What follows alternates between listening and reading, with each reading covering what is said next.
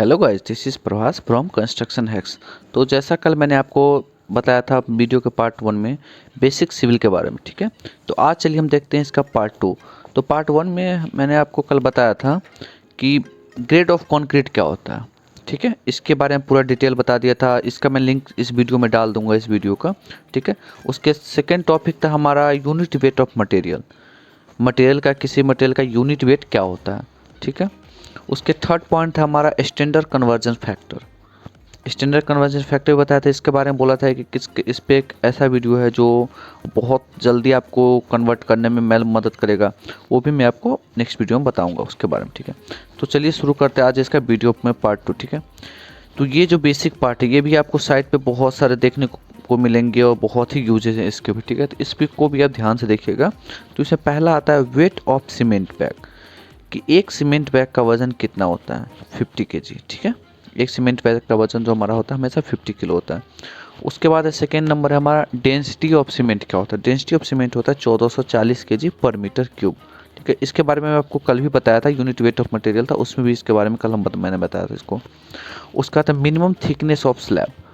Slab का जो thickness होता है वो होता है 125 mm। इसका ये मतलब है कि सपोज कीजिए हमारा है टोटल स्लैब है, ठीक है। इसका मैंने एक सेक्शन बनाया है। ये जो मोटाई है स्लैब का, ये वाला पार्ट जो है ये हमारा होना चाहिए 125 mm, ठीक है। मिनिमम इतना होना ही चाहिए हमारा। उसके बाद हम चलते हैं, देखते हैं कि सेंटर टू सेंटर मीन्स क्या होता है। सेंटर टू सेंटर बहुत सारे डायग्राम में आपको देखने को मिलेंगे कि सेंटर टू सेंटर मीन्स क्या है। तो इसमें यह है कि आपका ये है, सपोज कि स्लैब में हमको सरिया डालना है। ये हो गया आपका डिस्ट्रीब्यूशन बार, ठीक है। इसमें मेन बार प्रोवाइड कर रहे हैं। तो इस सरिया के जो सेंटर से ये सरिया का जो सेंटर आएगा, ठीक है, ये हमारा होगा सेंटर टू सेंटर डिस्टेंस, ठीक है। जैसे इसमें हमको कहीं किसी भी डायग्राम में लिखा होता है कि आपको centre to centre 100 mm provide करना है। जैसे यही पार्ट जो होगा सेंटर टू सेंटर ये हमारा हो जाएगा 100 mm हो जाएगा, ठीक है। अब चलिए देखते हैं development length. Development length means क्या होता है। डीएल हो गया डेवलपमेंट लेंथ। इसका क्या मतलब होता है, इसको कहाँ प्रोवाइड करते हैं। तो डेवलपमेंट लेंथ मीन्स होता है, सपोज कीजिए ये आपका कोई फुटिंग है, ठीक है। ये आपका कोई फुटिंग है, इसमें हम लोग को कॉलम इंस्टॉल करना है। तो इसमें जो ये कॉलम का सरिया जो हम लोग इंस्टॉल कर रहे हैं, ठीक है, तो जहाँ से ये फुटिंग में जाना शुरू हुआ है ये पार्ट हमारा कवर के लिए है। तो जहाँ से ये हमारा आना शुरू हुआ है, ठीक है, ये जो पार्ट हमारा होगा ये होगा हमारा डीएल होगा, ठीक है। तो इसमें एक आता है लैप लेंथ और ये होता है डेवलपमेंट लेंथ। तो लैप लेंथ और डेवलपमेंट लेंथ कभी कंफ्यूज मत होइएगा। लैप लेंथ अलग होता है, अभी जस्ट इसमें मैं आगे आपको बताने वाला हूँ कि लैप लेंथ क्या होता है ठीक है। उसके बाद आता है स्लोप ऑफ स्टीयर, जो 25 डिग्री से लेकर 40 डिग्री एंगल तक होना चाहिए, ठीक है। इसमें अगर ज़्यादा प्रोवाइड कर दीजिएगा तो आपका जो स्टीयर होगा बहुत ज़्यादा मतलब खड़ा हो जाएगा या वो झुक जाएगा। इसका ये मतलब है कि ये जो हमारा स्टीयर है, ठीक है,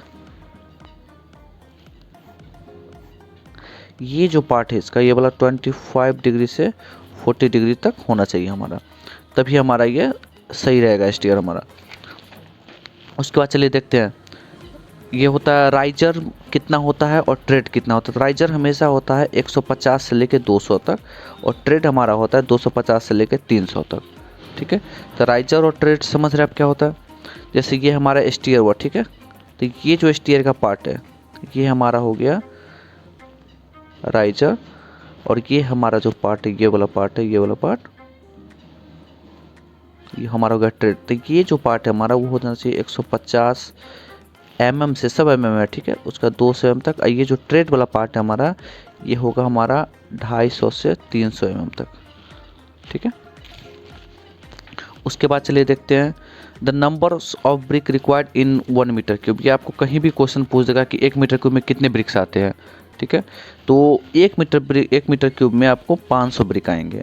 और ये 500 ब्रिक कहाँ से आएंगे इसका मैं आपको फुल्ली एक एक डेरिवेशन और कैलकुलेशन जो भी है वो करके मैं आपको बताऊंगा कि 1 मीटर क्यूब में 500 ब्रिक कहाँ से आते हैं, और इसमें ब्रिक जो आते हैं तो उसमें हमारा मटेरियल के सैंड कितना जाएगा, सीमेंट कितना जाएगा, टोटल हम बताएंगे आपको। उसके बाद हमारा 10 पॉइंट है M20 ग्रेड जो होता है वो कहाँ पे यूज होता है। M20 ग्रेड के बारे में आपको कल बताया था। जो M20 जो हमारा ग्रेड होता है इसका रेशियो होता है 1:5 1.5:3, ठीक है। ये हम बेसिकली यूज करते हैं स्लैब कास्टिंग के टाइम पे या तो कॉलम कास्टिंग के टाइम पे। और जैसे नॉर्मल जो होता है वो DBC वगैरह जो M15 से या M10 से हम कास्टिंग इसका कर कोई दिक्कत, लेकिन बेसिकली स्लैब और कॉलम के लिए हमको यही M20 ही यूज करना चाहिए, ठीक है। तो चलिए नेक्स्ट देखते हैं अब। यूनिट वेट ऑफ जो होता है हमारा, एक यूनिट वेट ऑफ स्टील का फॉर्मूला कैसे निकालें, हमको कैसे पता चलेगा कि 1 मीटर का सरिया कोई भी सरिया हो वो कितना है। तो इसके लिए इसका फॉर्मूला आता है D²/162.2। अब ये D क्या है, इसमें D हो गया हमारा डाई ऑफ बार, ठीक है। D जो हमारे डिनोट कर रहा है डाई ऑफ बार कर। सपोज कीजिए अब 10 mm का डाया है तो आप बोलिएगा कि ये 10 mm का डाया का वेट कितना होगा, तो ये हो जाएगा 10 × 10 divided by 162.2 is equal to, ये आ जाएगा, देखिए इसमें हमने किया 10 × 10 divided by 162 sorry 10 × 10 divided by 162.2 is equal to आ गया हमारा ये 0.616। तो ये हमारा कैलकुलेशन आएगा 0.616 kg पर मीटर क्यूब, ठीक है। मतलब 1 मीटर का जो सरिया आएगा 10 mm का, इसका वजन होगा 0.061 kg, ठीक है। उसके बाद आता है lap length. Lapping should be provide in minimum 50 dial. कहीं भी हम लैप प्रोवाइड करेंगे तो ऐसा नहीं कि 10 mm का सरिया है या 12 mm का सरिया, 16 mm का सरिया है तो आप मतलब 200-300 लैप प्रोवाइड करके उसे, नहीं, ऐसा नहीं होना चाहिए कभी भी। 50D मीन्स ये होता है कि अगर 12 mm का सरिया इसमें ले रहे हैं तो इसमें क्या करेंगे हम, 50D मतलब होता है 50 × D, इसका मतलब होता है D मीन्स होता है डाया, ठीक है। तो 50D मतलब 12 × ये हो जाएगा 50, ठीक है। तो 12 × 50 करके देख लीजिए कितना हुआ, 50 × 12, ये आपका हो गया 600। मतलब कभी भी 12 mm के सरिया में मिनिमम 600 हमारा लैप होना ही चाहिए, ठीक है। इससे कम लैप प्रोवाइड नहीं हम लैप प्रोवाइड कर नहीं सकते हैं। उसके बाद आता है कंप्रेसिव स्ट्रेंथ ऑफ जो होता है ब्रिक का होता है वो कितना होता है। फर्स्ट क्लास का जो होता है वो होता है 10.5 Nm/mm², ठीक है। और सेकेंड क्लास ब्रिक का आ जाता है 7.5 Nm/mm²। वहीं पे फिर थर्ड क्लास ब्रिक का आता है 3.5 Nm/mm²। इसमें मैं आपको जिस दिन ब्रिक टेस्ट के बारे में लाइव दिखाऊंगा उसमें बताऊंगा कि कैसे आता है, ठीक है, और इसको कैसे फाइंड आउट करते हैं। उसका चलिए आगे देखते हैं 15 पॉइंट। इसका आता है टोटल नंबर ऑफ बार कभी भी कैसे निकालते हैं, ठीक है। जैसे हमको दे दिया, सपोज कीजिए हमको दे दिया कि ये इतना बड़ा एरिया है, ठीक है, इसमें हमको ये बार कितना लगना है या डिस्ट्रीब्यूशन बार कितना लगना है। तो इसका सिंपल सा तरीका है कि टोटल लेंथ जितना आएगा और सरिया का जो सेंटर टू सेंटर डिस्टेंस जितना पे प्रोवाइड करना है। सपोज कीजिए इसमें लिख रहा है हमको कि हमको सारा जो सरिया है 100 mm पे डालना है, ठीक है, सेंटर टू सेंटर, ठीक है। तो इसमें क्या करना है, टोटल लेंथ जो एरिया का जो टोटल लेंथ है, सपोज कि टोटल लेंथ में डिवाइड करेंगे हम सेंटर टू सेंटर से, टोटल लेंथ में डिवाइड करेंगे उसका सेंटर टू सेंटर डिस्टेंस से, लास्ट में उसे +1 हमको करना है। इसलिए टोटल लेंथ में डिवाइड करेंगे हम लोग सेंटर टू सेंटर से, लास्ट में हमको +1 करेंगे तो इससे नंबर ऑफ बार जो होगा उस एरिया का निकल जाएगा कि इसमें कितना बार हमको लगना है, ठीक है। अब यह है लैपिंग लेंथ, कभी भी हम 36 mm के डाया में, ठीक है, लैपिंग लेंथ जो हम प्रोवाइड करते हैं 36 mm के डाया में, जो इस तरह का हम लोग लैप लेंथ प्रोवाइड करते हैं। सपोज कि ये हमारा सरिया हो गया,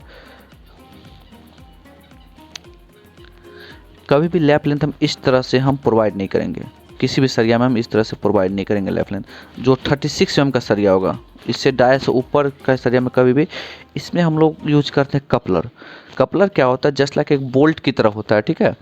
आप बोल्ट समझ रहे हैं कि जस्ट लाइक बोल्ट की तरह होता है, बोल्ट से इस दोनों में ग्रिप बनाया जाता है। जैसे ये सरिया हो गया आपका, इस सरिया के कॉर्नर पे यहाँ पे एक ग्रिप बनाया जाता है दोनों साइड से, और कपलर जो होता है वो भी एक मतलब इस तरह का आता है, उसमें ग्रिप बना के इस दोनों को टाइट करके फिर इधर के सरिया में भी ग्रिप बनेगा और लास्ट में जाकर दोनों को उसमें टाइट कर दिया जाता है। अब बाकी लैप लेंथ जो प्रोवाइड होता है, कभी भी लैप लेंथ जो प्रोवाइड कीजिएगा, जैसे 12 एम का सरिया हो गया, 16 हो गया, 20 हो गया, तो लैप लेंथ ऐसे प्रोवाइड होगा। सपोज कीजिए कि हमारा हो गया सरिया, तो इसका जो लैप लेंथ जाएगा ये हमारा कभी भी मतलब ऐसे ओवरलैप करके नहीं, या इसमें वेल्डिंग नहीं कर सकते, इसमें ऐसे करके लैप लेंथ हम लोग प्रोवाइड करते हैं, ठीक है, मतलब ओवरलैप होगा ये। इसमें एक और होता है कि ऐसे करके आता है, नीचे से ये सरिया जाएगा फिर ऐसे करके आएगा, जैसे नीचे वाला सरिया है तो ये सरिया हमेशा ऊपर से हल ऐसे करके टर्न रहेगा, तभी ऐसे करके नीचे उतरेगा, ठीक है।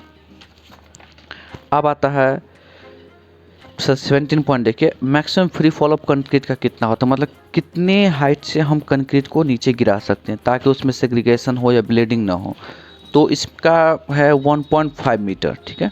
1.5 मीटर के ही हाइट से हम लोग इस मतलब कंक्रीट को जब हम पोरिंग करते हैं या कंक्रीटिंग करते हैं तो उस टाइम हम 1.5 मीटर के हाइट से इसको गिरा सकते हैं।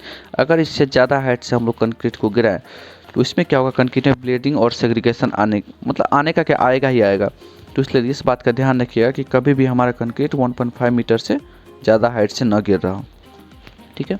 तो वीडियो कैसा लगा लाइक कीजिए, सब्सक्राइब कीजिए, शेयर कीजिए, और भी कुछ चाहिए तो बताइएगा, ठीक है। इसका नेक्स्ट वीडियो फिर आएगा, ठीक है। तब तक के लिए धन्यवाद। वीडियो देखिए, शेयर कीजिए, लाइक कीजिए। Thank you.